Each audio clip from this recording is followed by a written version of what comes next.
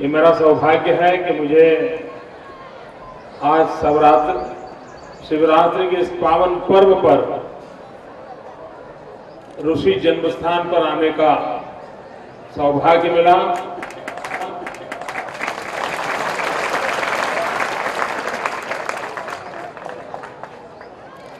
ये गुजरात की धरती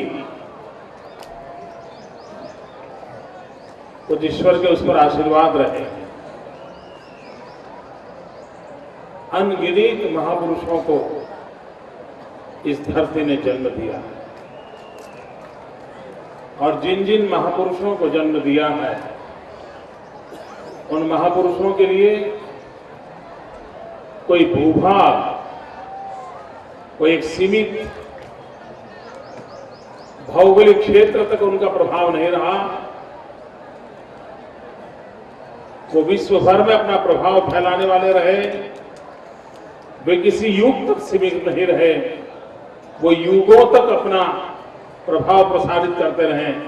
ऐसे महापुरुषों का जन्म इस गुर्जर भूमि में हुआ है और हमारा गर्व है, आनंद है कि उस भूमि की सेवा करने का हमें अवसर मिला है।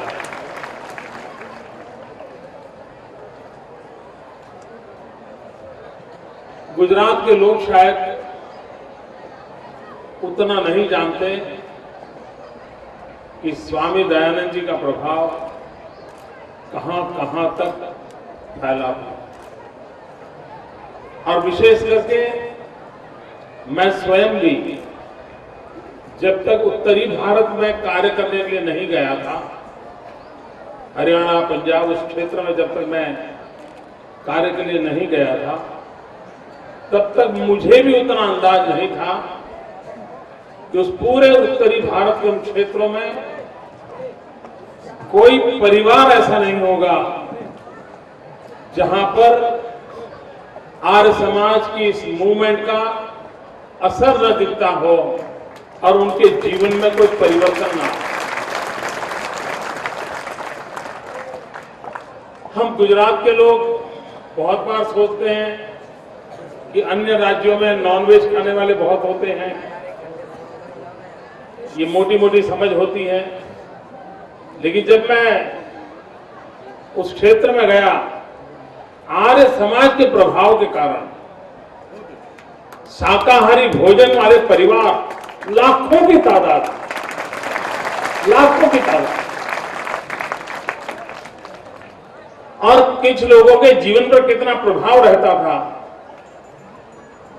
जब हरियाणा में मुख्यमंत्री हुआ करते थे चौधरी बंसीलाल जी, और उस जमाने में मैं हरियाणा में काम करता था, और कभी अगर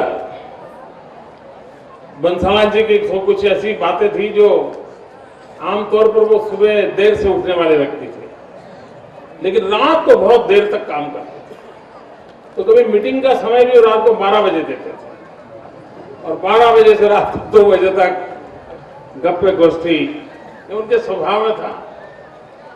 और मैंने देखा था कि मेरी उनकी निकटता भी बहुत हो गई थी वहां काम करते करते, लेकिन जब कभी विषय आता था महर्षि दयानंद जी का, वो इतने इमोशनल हो जाते थे, उनकी आंखों से ऐसे आंसू बह जाते थे, वो रोज बात करते करते इतने भाव विभोर हो जाते।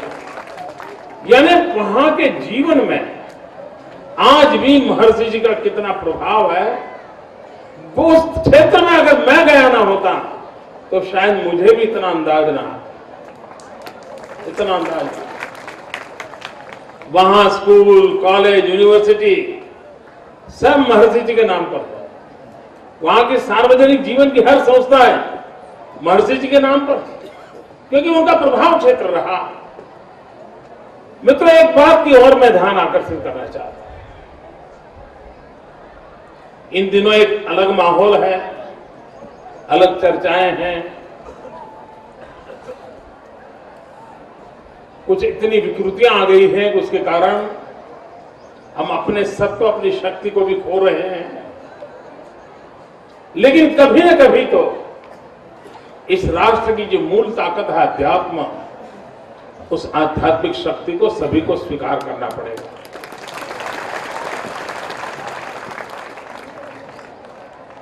और मानव जात का कल्याण भी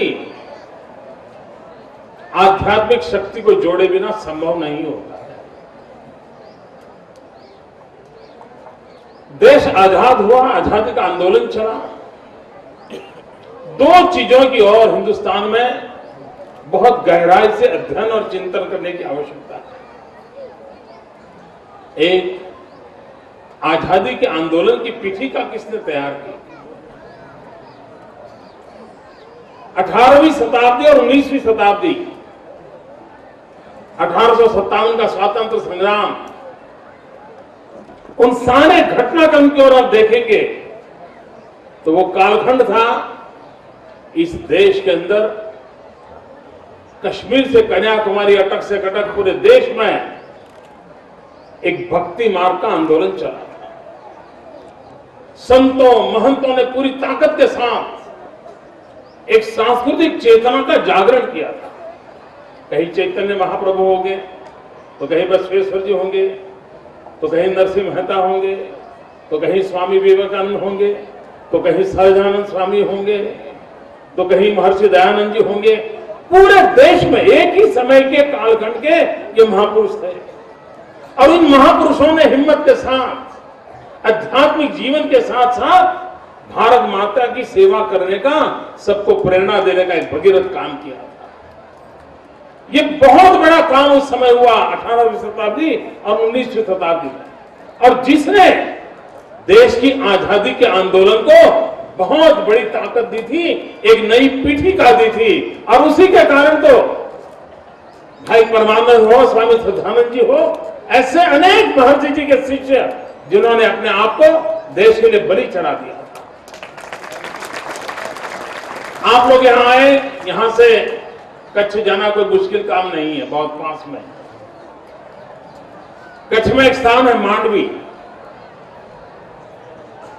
उस मांडवी में हमने एक स्मारक बनाया है मेरे श्यामजी कृष्ण वर्मा जी का। हिंदुस्तान के अंदर आजादी के आंदोलन में दो धाराएं रही। एक महात्मा गांधी प्रणीत जन जागरण के माध्यम से देश की आजादी का आंदोलन, और दूसरा सशस्त्र क्रांति का आंदोलन। भगत सिंह हो, सुखदेव हो, राजगुरु हो, वीर सावरकर हो, एक दूसरी धारा थी और दोनों धाराएं देश को स्वतंत्रता दिलाने के लिए काम कर रही थी। और उस समय श्यामजी कृष्ण वर्मा एक प्रकार से क्रांति गुरु थे। हिंदुस्तान के अंदर क्रांतिकारियों को जन्म देने का काम लंदन के इंडिया हाउस में करने का सौभाग्य श्यामजी कृष्ण वर्मा को मिला। और श्यामजी कृष्ण वर्मा महर्षि दयानंद जी की प्रेरणा से काम करते थे। महर्षि दयानंद जी को मिलकर के वो गए। आज भी श्यामजी कृष्ण वर्मा और महर्षि दयानंद जी का पत्र व्यवहार वो अपने आप में एक देशभक्त लोगों को प्रेरणा देने वाला पत्र व्यवहार। वो श्यामजी कृष्ण वर्मा के जो अस्थि विदेश की धरती पर थे, 73 साल तक ये अस्थि विदेशों में इंतजार कर रहे थे कि कोई भारत मां का लाल आएगा और मेरे अस्थि हिंदुस्तान ले जाएगा। शायद वो सौभाग्य मेरे नसीब में लिखा था और मैं 2003 में गया, श्याम जी का अस्थि ले आया और उसी अस्थि जहां रखे हैं वहां एक स्मारक क्रांति गुरु का बनाया है, क्रांति तीर्थ बनाया है। वहां आज भी डेली आर्य समाज की रीति पद्धति के अनुसार यज्ञ होता है, प्रतिदिन होता है।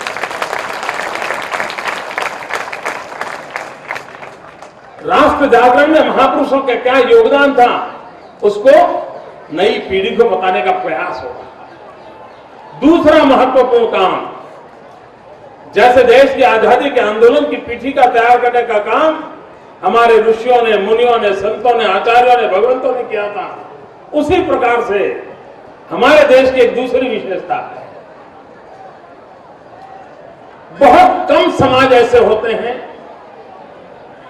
जिसकी खुद की कोख से उसी समाज के खिलाफ आवाज उठाने वाला संतान पैदा होता है। बहुत कम होते हैं। दुनिया में ऐसे उदाहरण बहुत कम है।